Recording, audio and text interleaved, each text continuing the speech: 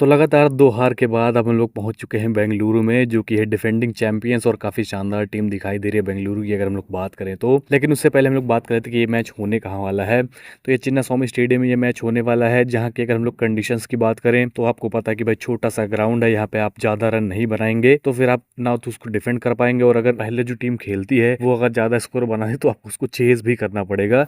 तो आप ये मान के चलिए जो चेन्नई में हुआ उसी को रिपीट करना होगा चेन्नई सुपर किंग्स को यहाँ पे, लेकिन अच्छी तरीके से बेटर मतलब जो यहाँ पे किया है उससे और लाख गुना बेटर करना पड़ेगा, तभी इस मैच पे कुछ जान रहेगी। अगर हम लोग 2025 से जीत में जो विनिंग स्कोर रहता है मतलब जो एवरेज रहता है उसकी अगर हम लोग बात करें तो 200 के पार ही है, 209 के आसपास मेरे हिसाब से कुछ स्कोर था जो विनिंग स्कोर यहाँ पे माना जाता है। तो इसके तो ऊपर आपको 230 20 25 ऐसे कुछ रन तो आपको बनाने ही पड़ेंगे, जो कि हमने आपको बताया था कि भाई चेपॉक में भी अगर ऐसे हम लोग कुछ बनाते तो वो मैच हम लोग जीत सकते थे। तो ये तो कुछ हो गई पिच की बात की किस तरीके से बिहेव करने वाले, थोड़ा सा रेन के भी चांसेस दिखाई दे रहे हैं, लेकिन आप ये मान के चलिए पूरा गेम होने वाला है, कहीं बीच में शावर आ सकता है, बस आप ये मान के चलिए, लेकिन उसके भी चांसेस काफ़ी कम है। बाकी अगर बात करें कि कौन से बॉलर्स को यहाँ पे ज़्यादा मदद मिलती है, तो फास्टर्स को यहाँ पे बहुत ज़्यादा मदद मिलती है स्पिनर्स के कंपैरिजन में, लेकिन स्पिनर्स को भी थोड़ी बहुत मदद यहाँ पे मिलती है। पिच पे पेस है, बाउंस है, तो मतलब मारने में बहुत आसानी होती है बैटर्स को, इसी वजह से हाई स्कोरिंग मैचेस यहाँ पे होते हैं। तो अब तो ये हो गई पिच की बात, हम लोग बात कर लेते हैं थोड़ा चेन्नई सुपर किंग्स के बारे में, क्योंकि भाई सबसे बड़ा जो एलिफेंट इन द रूम वही है चेन्नई सुपर किंग्स की टीम ही है। क्योंकि भाई जिस तरीके से हम लोग खेल रहे हैं क्रिकेट, ऐसा नहीं लग रहा है, मतलब कॉन्फिडेंस नहीं निकल के आ रहा है कि इस मैच में भी हम लोग अच्छा कुछ करने वाले हैं। लेकिन चलिए फिर से एक बार मैं थोड़ा बुरी खबर से शुरुआत करता हूँ, जो कि है डिवॉल्ट बेविस की तरफ से। तो ऐसी खबरें निकल के आ रही कि 90% आप मान के चलिए कि डिवॉल्ट बेविस इस मैच में भी नहीं खेलने वाले हैं, जो 11 तारीख को डीसी के खिलाफ मैच होने वाला है।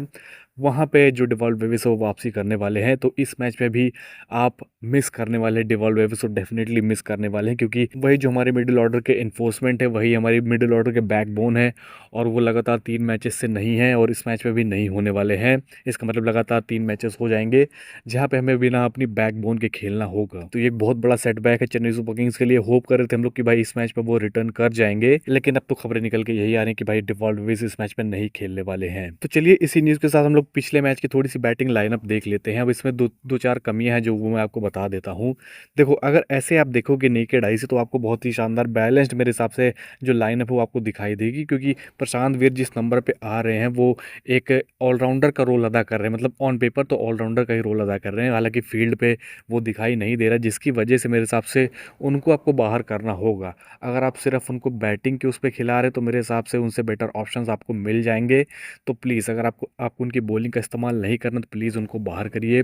उनके जगह पे या तो एक प्योर बैटर खिलाइए, उर्विल पटेल जो कि शानदार तरीके से बैटिंग कर सकते हैं, थोड़ा थोड़ा सबका ऑर्डर आप नीचे कर सकते हैं मेरे हिसाब से, और एक प्योर बैटर खिलाने में कोई मतलब कह सकते हैं पीछे नहीं हटना चाहिए, क्योंकि आप वीर को भी एज अ प्योर बैटर ही खिला रहे थे। लेकिन अगर आपको थोड़ा बैलेंस और क्रिएट करना है, और आरसीबी के लाइनअप अगर हम लोग देखें तो उसमें राइट हैंडर्स बहुत सारे हैं, बहुत सारे क्या, मोस्टली जो प्लेयर्स हैं वो राइट हैंडर्स ही हैं।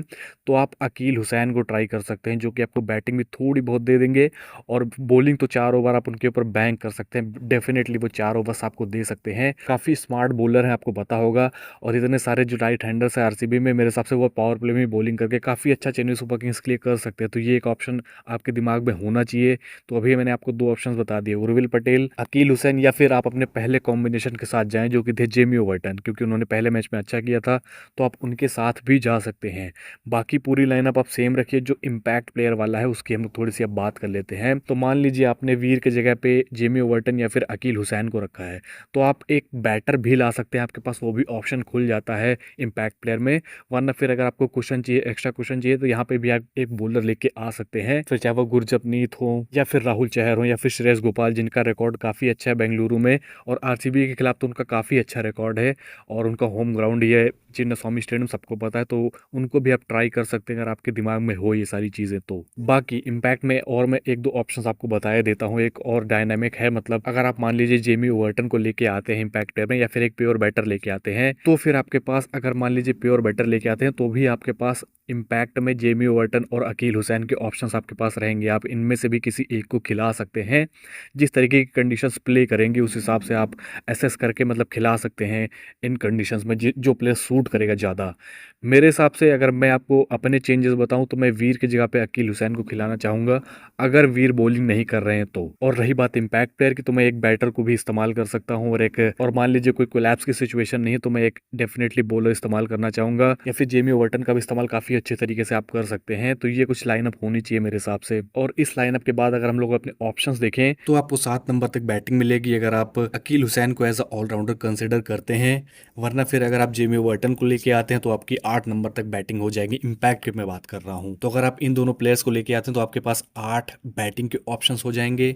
फिर अगर बॉलिंग की इसी में हम लोग बात कर लेते हैं, 6 आपके पास बॉलिंग ऑप्शंस हो जाएंगे। अगर आप शिवम दुबे को भी कंसिडर करते हैं तो आपके पास 7 बॉलिंग ऑप्शंस हो जाएंगे।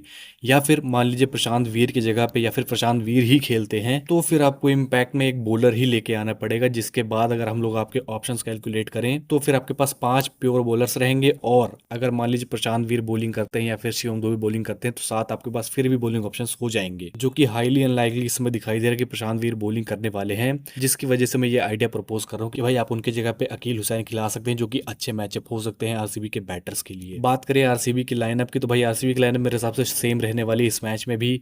अगर थोड़ी कमजोरियों की हम लोग बात करें तो फिल शॉर्ट थोड़ा स्पिन के खिलाफ फंसते हैं। टिम डेविड का भी थोड़ा ऊपर नीचे रहता है मामला।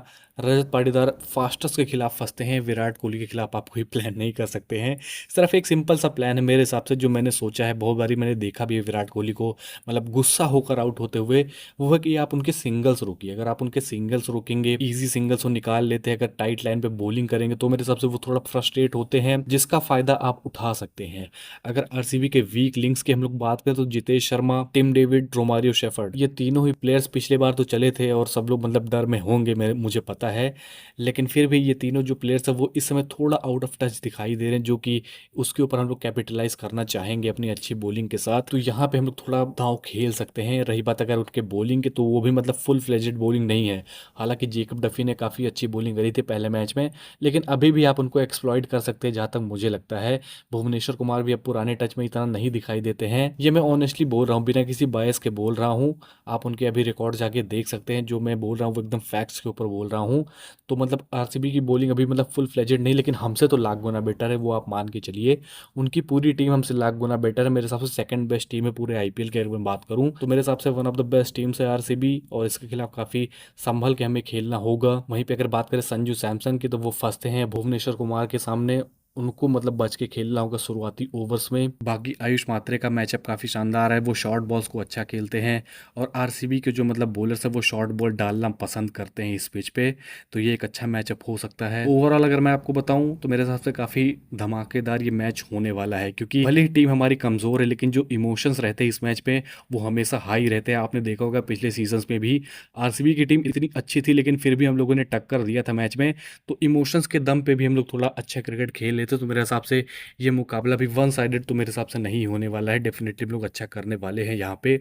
बस मेरी ऋतुराज गायकवाड़ से एक और अपील है कि भाई साहब थोड़ा एक्टिव रहिए कैप्टेंसी में, थोड़े डिसीजन अच्छे लीजिए, कॉन्फिडेंस थोड़ा दिखाइए अपने बैटिंग में। जो कॉन्फिडेंस अगर आप दिखाएंगे, फील्ड में एनर्जी अगर आप दिखाते हैं तो वही ट्रांसफ़र होती है। सभी जो आपके प्लेयर्स हैं वो आपको देख के ही सीखते हैं। तो प्लीज़ ये सारे काम करिए, तभी मतलब कुछ पॉजिटिविटी हमारी टीम में आएगी। मैच भले ही मत जीतिए, जो अच्छे डिसीजन है वही कम से कम लीजिए। कम से कम हमें कुछ बात करने को तो रहे कि भाई साहब आपने ये काम अच्छा किया था, लेकिन चलिए कोई बात नहीं, आपके साथ लक नहीं था। रही बात लक की, तो प्लीज़ आज टॉस जीत जाइएगा प्लीज़। मतलब तो चलिए फिर, होपफुली आपको ये वीडियो पसंद आई होगी। अगर पसंद है तो प्लीज़ लाइक ज़रूर कर दीजिएगा और चैनल जरूर सब्सक्राइब कर दीजिएगा ऐसी ही नई वीडियोज़ के लिए। और टेलीग्राम ज्वाइन करना तो बिल्कुल भी मत भूलना, डिस्क्रिप्शन और कमेंट बॉक्स में आपको लिंक मिल जाएगा, कहीं से भी आप ज्वाइन कर सकते हैं। तो चलिए फिर मिलते हैं आपसे अगली वीडियो में, तब तक के लिए बाय।